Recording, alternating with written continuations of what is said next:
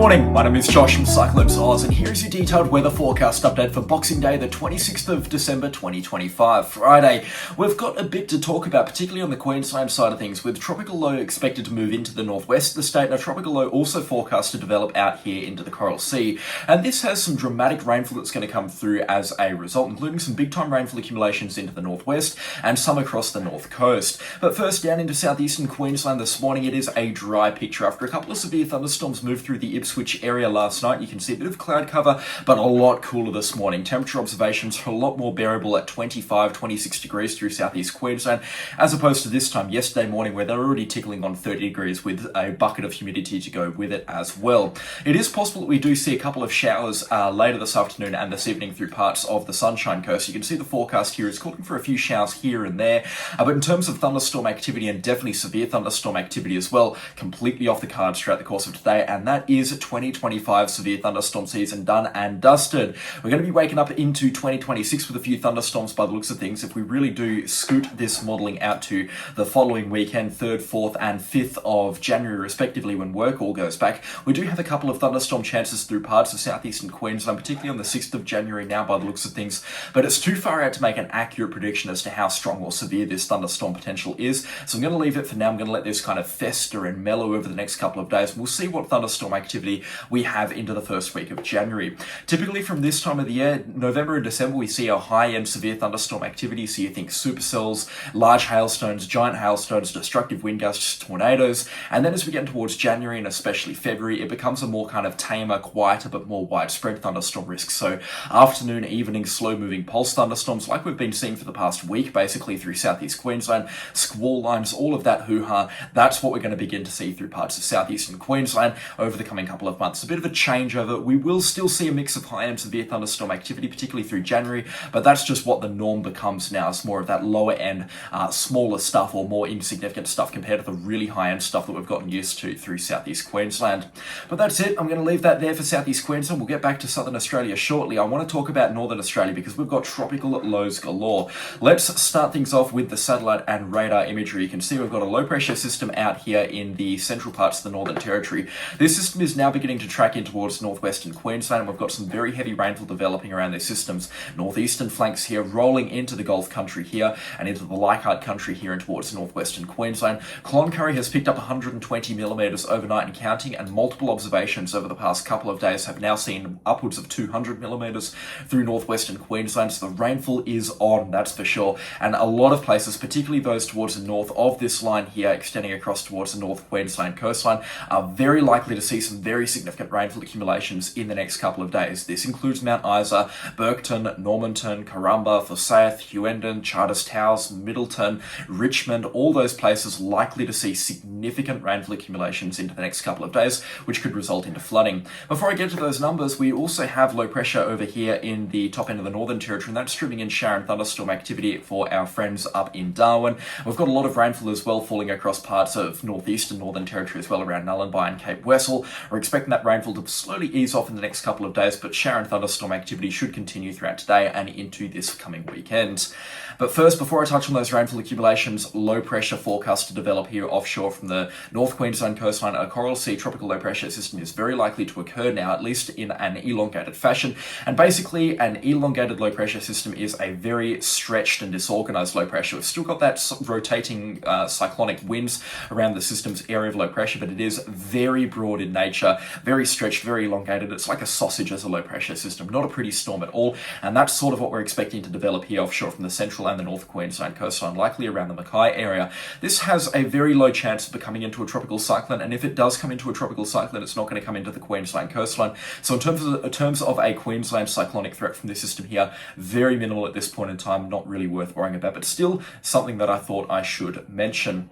Let's talk about those rainfall accumulations. Right now, they are going to be significant, particularly across Queensland's north. The bulk of this rainfall should fall in the next 7 or 8 days or so, with rainfall piping up tomorrow on the 27th and lasting until about the 1st or the 2nd of January 2026. We've got a couple of areas of very heavy rainfall expected, so bear with me here. The heaviest falls are naturally going to fall around the coastal Coral Sea area, so this includes the Cassowary Coast, the Herbert and the Lower Burdekin, through parts of the Proserpine area as well and down towards Mackay. This is where our big time rainfall accumulation accumulations are expected to occur. But keep in mind, these rainfall accumulations are going to be very isolated in nature, or those huge rainfall accumulations are going to be very isolated in nature. More widespread falls between 100 to 300 millimeters are forecast in these areas here, which is nothing out of the ordinary, particularly for this time of the year, and is unlikely to cause significant flooding concerns. But particularly around the Harvey Range through here, parts of the Herbert River catchment and into the Cassowary Coast, we may see isolated rainfall accumulations beyond 300 millimeters towards 400, 500, and we've had a couple of forecast runs here calling closer towards 7, 8, or 900 millimeters. Again, all of those numbers not out of the realm of possibilities. What we're expecting is just trains of rainfall to come through, so you can think of your convergent zone style rainfall where you get that line of showers and it just pours for hours and hours and hours, and that turns into rainfall pouring for days upon end, and that's where our big time rainfall accumulations tickling on that 7, 8, or 900 millimeter falls do become possible. I definitely reckon a few spots, particularly through the Herbert region, are going to see those 500 millimeter plus accumulations, and that's where serious flooding does start to become a bit of a concern. In terms of the rainfall accumulations for Townsville, Mackay and Cairns, ballpark 200 millimeters a pop, increasing to the potential 300 millimeter mark for the Townsville area. In terms of the Carpentaria coastline, significant rainfall accumulations are forecast here as well, mostly because this tropical low, as it tracks in south of the Carpentaria coast, we're going to be seeing a lot of this rainfall stream in here from heavy showers as well. And we've seen this over the last couple of days as this low pressure system's hovered close to this part of the Carpentaria coastline, and it's similar in nature to the rainfall that we're seeing around the Darwin area. Showers and thunderstorms streaming into this areas, scattered falls between 200 to 300 millimeters, isolated falls beyond that to about 400 millimeters are possible. Considering that it is mainly going to be coastal, the flooding risk is pretty minimal with this sort of rainfall, but still something to keep an eye on. Significant rainfall accumulations are also expected through this part of Queensland here, the northwest, and into parts of the southwest as well. Now, we need to keep in mind that the Diamantina and I believe the Cooper Creek all start and feed out of areas south of this red line here, where significant rainfall accumulations are now a possibility. This means a top-up for Lake Eyre if this rainfall does jump off here. Now, it's not going to be as significant of a top-up or a flooding event as what we saw back in March 2025, just considering the fact that the rainfall is a lot more concentrated and in a bit more of an isolated fashion. We're not talking about the entire catchment getting drenched. It's only about 5% of the basement's whopping 1.7 million square kilometres getting a good drink here, but we could still be seeing rainfall accumulations between 100 to 300 millimetres and scattered falls to 400 millimetres here in this blue circle. This includes Huendon, Mount Isa, Middleton, Richmond, Longreach. All could be seeing some significant rainfall accumulations at this point in time. It's going to drop off pretty quickly though, so even though Mount Isa is looking at rainfall accumulations between 2 to 300 millimetres, further south down towards Bullia, rainfall accumulations will be below 100 millimetres, and further south still, Bedoria and Birdsville, not expecting any rainfall at this point in time. Same deal with Windora as well, and as we really zoom in on these locations, our large population centres through southwestern Queensland, Yarraka, Windora, Adavale, Quilpie, even Charleville, Eromanga, not expecting significant rainfall accumulations as a result. This rainfall will stop pretty abruptly at this point in time, and I believe Longreach is kind of a touch and go type forecast right now for heavy rainfall. For the central Queensland coastline, dribs and drabs of shower activity is expected for those areas. We could be seeing rainfall accumulations approach 100 millimetres in a few spots, but thankfully the bulk of the falls should ease up around Gladstone, which have had their fair share of rainfall in the last couple of days. Significant falls are not expected south of Mackay, so this includes Serena and St Lawrence. Rainfall accumulations between 20 to 80 millimetres expected on this stretch of coastline down to Harvey Bay, where rainfall accumulations then drop below double digits throughout the southeast Queensland coastline. High and dry expected down in those areas.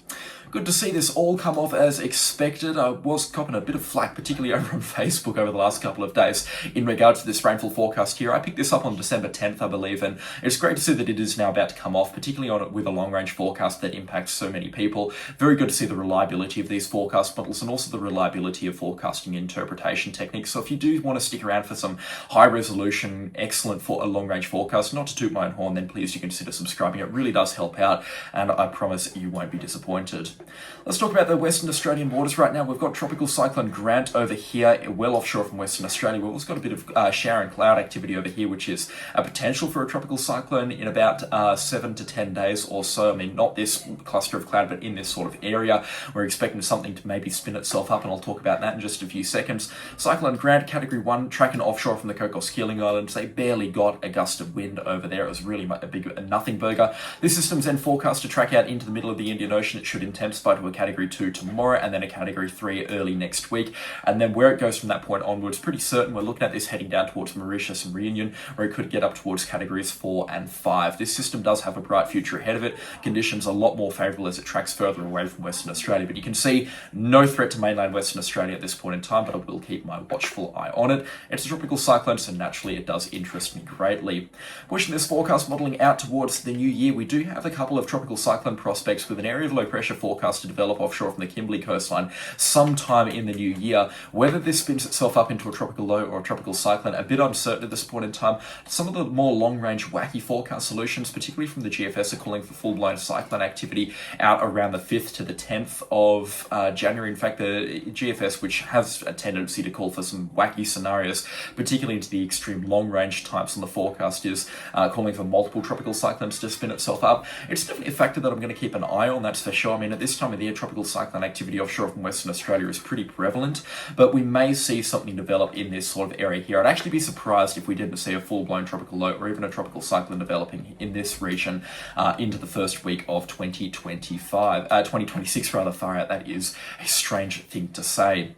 Let's talk about southeastern and southwestern Australia. Double whammy today because conditions are calm and collected. Thank goodness we had this cold front sweep across Western Australia last night. A massive bushfire inferno is burning south of Boddington. This has since been aided by this cold front, so it's not all good news. This colder weather is nice for the people, but it's not nice for those fireys who are battling those extreme wind gusts right now. Very warm temperatures ahead of this cold front as well, so we're expecting temperatures to climb into the 40s once again, up towards 45 through the Air and the Nullarbor area. Cooler temperatures across southeastern Australia. That southeasterly flow still continues. This has now turned into a bit more of a calm for New South Wales. We've got a bit of cloud activity across the eastern coast of New South Wales. That'll keep things a little bit warmer than they were yesterday, but still cooler temperatures forecast across much of Victoria.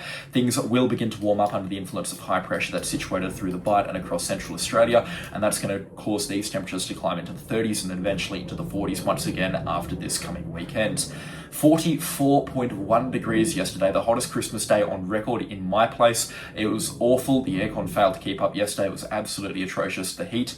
But it was nice in the pool, even though the pool got to a temperature of about 35 or something. That's a big pool as well. So it was absolutely awful yesterday, but thankfully we do have a bit of that cold front relief, and temperatures are expected to cool down from this point onwards through the Perth metro area. We've had our maximum today, which was at midnight, I believe, of about 25 degrees. It's only expected to climb to about 22 or 23 from this point onwards as this cold front moves on through. Much needed relief, that's for sure. In terms of rainfall across much of southern Australia, there's not a whole lot of it coming through in the next 7 days. Maybe a few showers here and there through Victoria, but what's new at this time of the year, and of course Tasmania, particularly onto the west and the northern coast. It's pretty normal at this time of the year to see rainfall, but nothing too crazy is going to be coming through at this point in time. A very typical summer pattern has now kicked in. Good to see. Anyways, I hope everybody enjoys their Boxing Day, recovering, watching the cricket. That's what I'm about to go and do. I'm going to edit this video up, turn my phone, computer, everything off, and I'm going to go and sit in front of the TV for the remainder of the day. Another update coming out later today. Twice daily updates continue as from this point onwards as well. I do want to thank everybody for all the lovely words yesterday on Christmas. There's probably about 1,000 comments that I still have to get back to. I'm going to see if I can get back to all of them throughout the course of today. Very, very grateful for all of you, and thank you to everybody that has sent through a super chat as well in appreciation of the coverage. But that is going to be all for me today, and I'll catch you on the next storm. Goodbye.